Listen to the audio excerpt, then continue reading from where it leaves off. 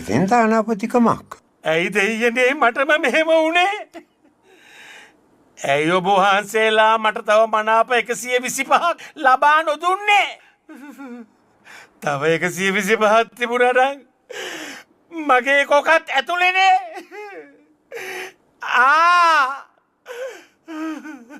ජනතාව විඳින දුක ඔබ වහන්සේලාට පේන්නේ නැද්ද?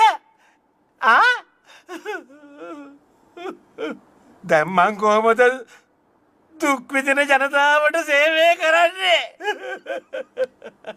දෙවියනේ ඔබ කොහෙද? සර් ඉතින් ඕවා දෙයියන්ගෙන් අහලා වැඩක් නෑ. මොකෝ දෙයියන්ට ඡන්ද දින එකක් ඈ. මේ කාලේ දෙවි කෙනෙක් ඡන්ද ඉල්ලුවත් දිනන්න පුළුවන් කියලා ෂුවර් එකක් නෑ. මොකෝ දෙයියන්ට සුසුකන්නේ ඡන්ද ඉල්ලන්නට තියෙන්නේ.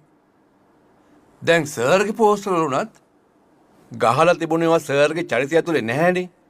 දැන් සර්ගේ පෝස්ට් වල ගහලා තිබුණා අවංක එඩිටර් තරුණ නායකත්වයේ කියලා. විපුලේ මල්ලි උඹ ගියාම බලන්න සර් අවංකද එඩිටර්ද තරුණද?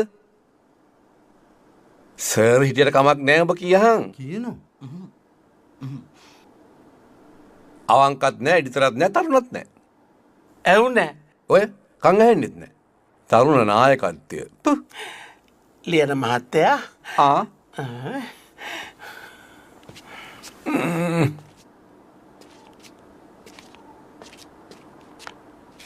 ඇයි සර්? උඹ යනවද කනවද? මොකක් සර් ඇහුවේ? උඹ මෙතනින් යනවද නැත්තම් මගේ මොන හරි කනවද? මම මොන හරි දුන්නොත් බොනවා සර්. දෙනතොට බොණ්ඩ වහ. ඇයි යකෝ මමගේ අහිංසක ජනතාවට සේවය කරන්න බැරි වෙච්ච එකට දුක් වෙනවා. මූමට බොඩ කතා කරනවා. හැබැයිටම සර් දිනුවනම් ජනතාවට මොකද්ද කරන්න බලාපොරොත්තු වුණු සේවය? මමගේ අහිංසක ජනතාවට දුක් විඳින ජනතාවට ෂෙඩ් එකකුයි වයින් ස්ටෝර් එකකුයි දාලා දෙන්න හිටියේ.